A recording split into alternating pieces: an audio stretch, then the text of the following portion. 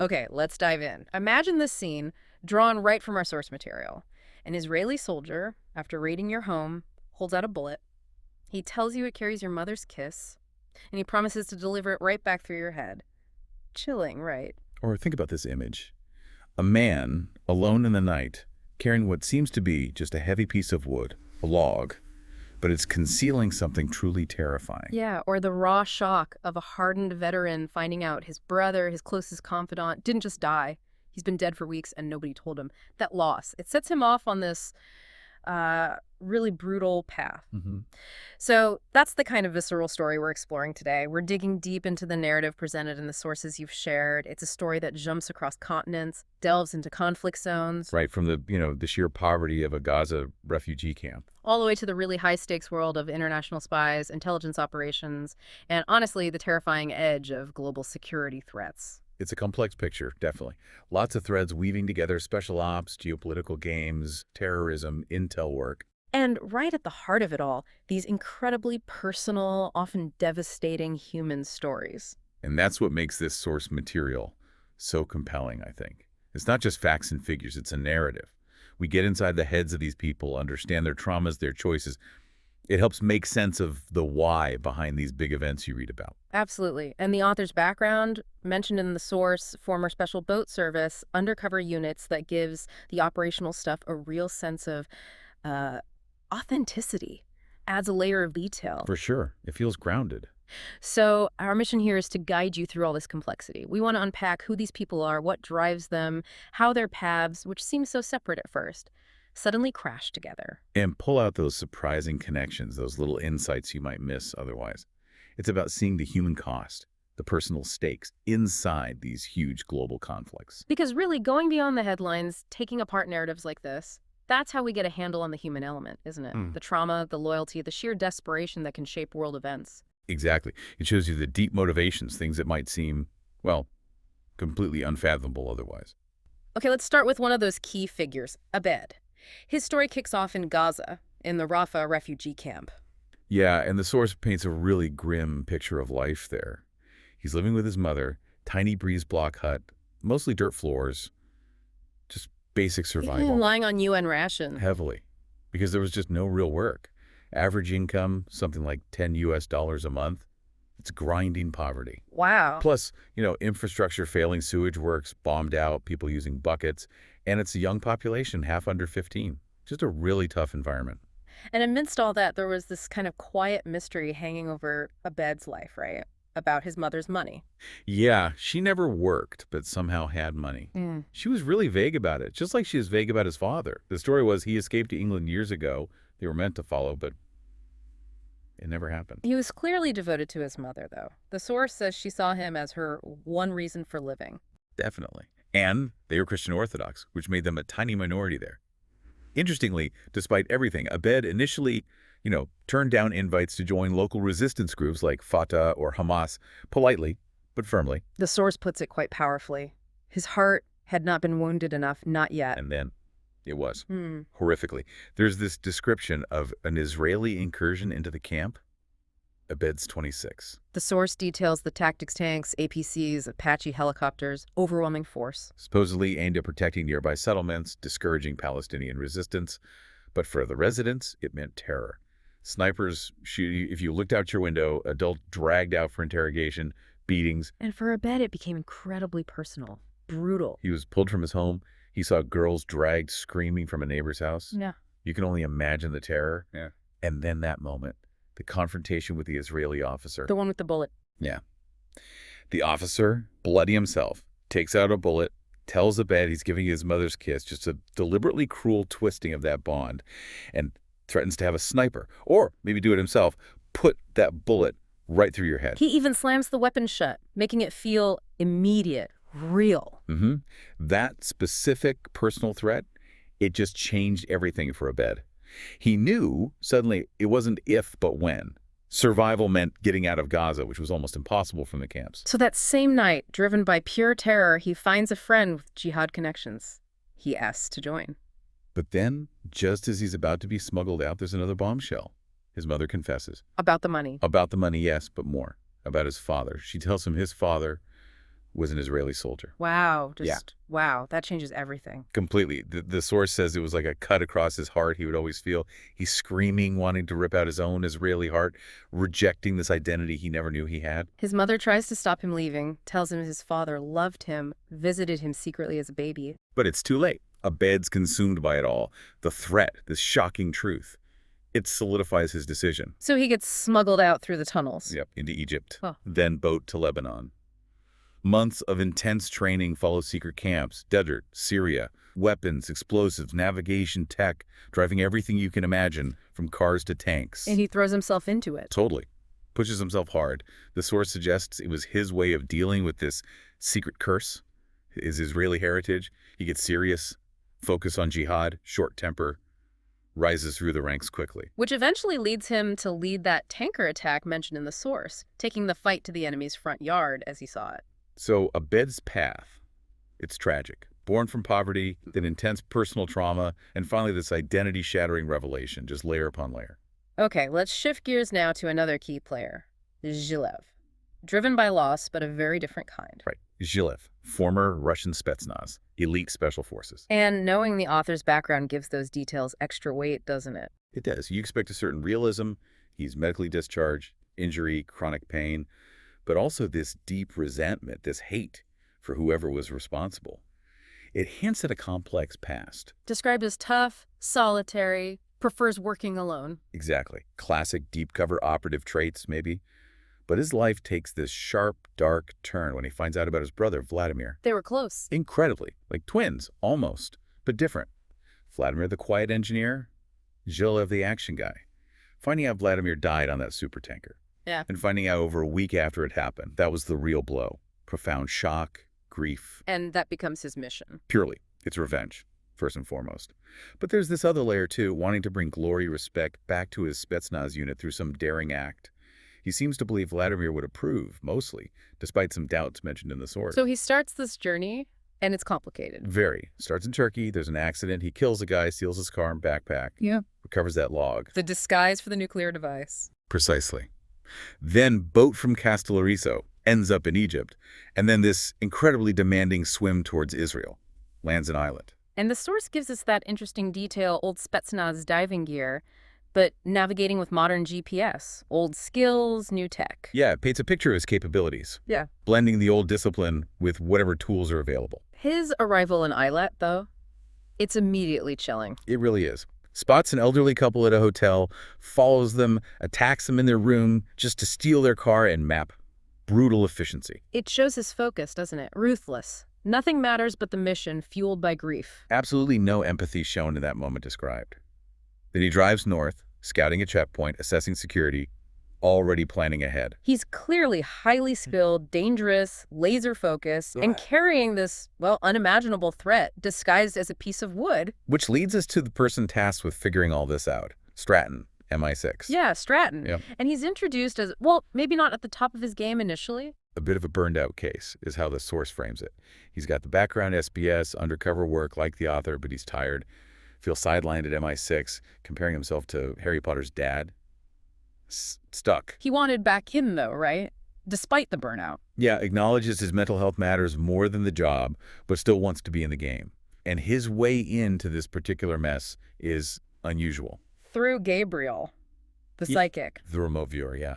The source explains MI6 uses them low accuracy, like 6%, apparently.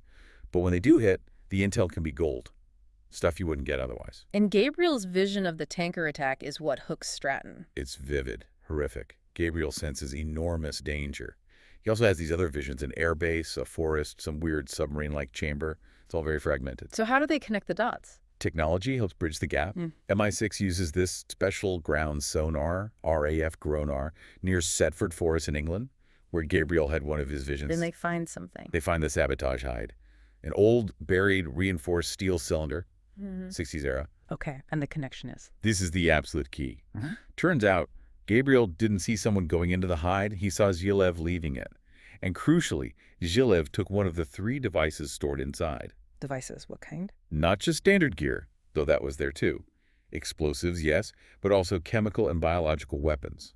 VX nerve gas, botulism, And one of the devices Yilev took was nuclear. Oh my God. So that's the link. Gabriel's vision, Zhilev leaving the hide, the tanker attack. It all clicks into place. This is Stratton's mission now. Exactly. Urgent. He's immediately sent to follow the trail, which points to Greece, Rhodes, then Castellarizo. That small island again. He deals with local bureaucracy, uses his MI6 creds, takes the ferry. The source describes the harbor nicely, cupped by mountains. And he picks up a lead there. Yet during this slightly odd dinner conversation, local gossip, paranoia about greed, and then someone mentions a crazy Russian who was there recently, carrying a piece of wood. Bingo. That's Zhilev and the log. Stratton knows it instantly. He contacts his handler, Sumner's, using coded language mentioning another team to hint at Spetsnaz, referencing past ops, Norway.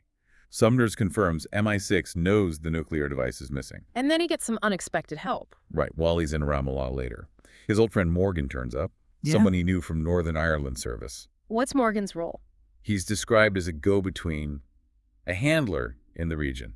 Operates under the radar, multiple apartments, cars, managing intel on the ground. Needs to keep a low profile because, as Morgan says, Shin Bet Israeli internal security have people everywhere.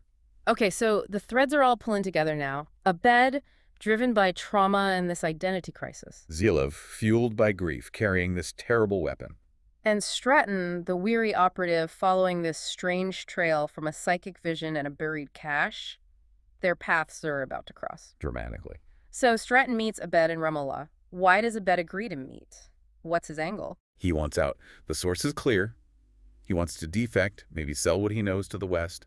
He's looking for peace, freedom, a way out of the jihad group he joined out of desperation. His conscience is hitting him after things like the tanker attack. He wants protection for information. And the key moment is when Stratton shows him the photo. Exactly. Stratton shows him Zhilev's picture. Abed recognizes him immediately. Says he was the engineer on the tanker. How does Stratton react knowing Abed was involved in that? It's complex. There's disgust, obviously. But the source says Stratton also sees something else in Abed, honesty, maybe. Strength. Not the cold fanaticism he expected. He's cautious, admits he gets people wrong, but sees Abed's potential value. And Abed sees something in Stratton, too tired, maybe, but strong. A leader, someone not to be crossed. So Abed realizes helping Stratton find Zhilev is his ticket out. Pretty much, is his chance. So they agree to go to Jerusalem together. And they take that specific route through the quarry. Yeah, the unguarded quarry.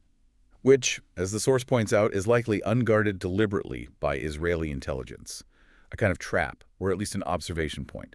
So a huge risk for both of them. And they run into trouble almost immediately. Sniper attack.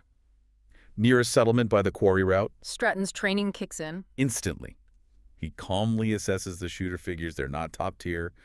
Probably using a manually reloaded rifle because of the pauses. Just sharp operational thinking under fire. And then there's this moment of trust. Abed has to draw the sniper's fire. Yeah, it's incredible, really. Abed totally trusts Stratton's judgment. He knows Stratton needs him to expose himself so they can locate the sniper. Even though it's incredibly dangerous, he just does it. And Stratton takes the shot, eliminates the threat. That shared danger really seems to cement their unlikely alliance. So they make it into the old city in Jerusalem, but the clock is ticking. Urgently. Abed blends in, listens to street talk, and overhears people talking about a crazy Russian heading towards Zion Gate, carrying a device or a bomb. Confirmation. Gilles is in the city, target nearby. Right. And the source shows us Gilles side 2. He switched from Damascus Gate because security looked tighter, chose Zion Gate instead. He's moving fast, avoiding patrols, and there's that chilling moment he kills an Israeli soldier who questions his bag. Yeah. Strangles him. Just cold, focused lethality. Stratton and Abed are racing to find him. Stratton gets to the crypt area. He lives there. The device is out of its log disguise now. And the source gives us that brief flash of Zhilev's thoughts. Set the timer. 15 minutes. Yeah. Less. Or detonate now. And then the explosion. Yeah. Stratton's right there as it happens. Chaos, the blast force, falling debris, he's injured, ears ringing. Disoriented, tries to warn people there's a bomb. And then Abed finds him in the smoke and rubble. Comes to his aid. Yeah, calls him a baby. Friend tells him he'll live. Despite everything, Abed sees helping Stratton now as his only path to safety, to freedom. He's trying to get Stratton out when footsteps. Who is it? Roz. Yeah. An Israeli Shin Bet officer. Internal security, counterterrorism. And this is the moment. This is the big reveal. The source drops it right here. Roz is Abed's father. The Israeli soldier his mother confessed about. The man he thought was in England. is standing right there. Head of the Islamic division in Jerusalem for Shin Bet, ironically enough. Raz had already figured out something was up when he saw Stratton and Abed using that quarry route. How did he connect them? Stratton vouches for Abed, tells Raz he works for us, even knowing Abed's past on the tanker. That act of loyalty, a British operative vouching for a wanted Palestinian. It signals to Raz that Abed is crucial, connected to the plot Raz was likely already tracking. Stratton basically confirms Abed's importance. And Raz tells Abed about his mother. In that moment, yes. Tells him she died peacefully, that Raz was with her, told her he always loved her. Abed is just overwhelmed. A lifetime of confusion, anger, directed at this idea of an Israeli father. And here he is, the man who saved him, who loved his mother. The source says Abed realizes he can't hate him anymore. It's just an incredible convergence, personal history, geopolitics, family secrets, all exploding in that one moment. Absolutely. A devastating illustration of how conflict fractures lives, families, across every line imaginable. Abed's whole journey culminates right there. So after the immediate crisis, the explosion, the reveal, what's the fallout? Well, Stratton recovers. Yeah. Physically, yes, but the source notes something interesting mentally. The injury, the blast, it seems to have had this weirdly clarifying effect on him. He feels better, more focused, walks back into MI6 feeling strangely superior even, gets back into exercise, relaxation. But the ripples go much further, don't they? Geopolitical. Oh, huge. The source describes major pressure from the UK and US on Russia. They want the locations of all those other sabotage hides, the ones in Britain, the US containing nuclear, chemical, biological weapons. How does Russia respond? They're cornered internationally. They refuse to give locations but make this controversial offer to remove the contents themselves. Causes a massive diplomatic row. Interestingly, Israel also leans on Russia about it, showing how interconnected everything became after Jerusalem. Which brings us back to that final question Sumner's raises. How did Raz know about the nuclear device specifically? The source strongly implies it was Stratton. In that chaotic moment, by vouching for Abed, he works for us. He wasn't just saving Abed, he was signaling the sheer gravity of the situation to Raz. He communicated the stakes, allowing Raz to connect the dots with his own intel and understand the nature of the threat Zilf posed. So Stratton's act of loyalty, that warped British sense of fair play, the source mentions, vouching for the guy who just helped save him, that had massive consequences. Directly. It led to the father-son reveal, yes, but also effectively confirmed the nuclear dimension to Israeli intelligence, which then amplified the international pressure on Russia about the hidden caches. Wow. Okay, so tracing it all back. From the tanker attack, driven by Zilev's grief and Abed's complex past. Through the remote viewing, the discovery of the hide, the chase across Europe and the Middle East. To the climax in Jerusalem, the explosion, that incredible family revelation, it really shows the layers we've peeled back here. It absolutely does. How personal trauma fuels global events, how strange alliances form under pressure, the dangerous secrets nations keep, and how one single incident, that tanker attack, spiraled into an international crisis involving WMDs. It forces you to see how the personal and the geopolitical aren't separate things at all. They're completely tangled up. Brings home the human cost, the hidden complexities behind the news headlines. So as we wrap up this deep dive, here's something to think about. What does it really mean when the most dangerous secrets aren't just buried in underground bunkers, but are buried deep inside the personal histories, the traumas, the loyalties of the people caught up in the conflict? And what's the true lasting cost of that kind of deep-seated generational pain and the secrecy it breeds?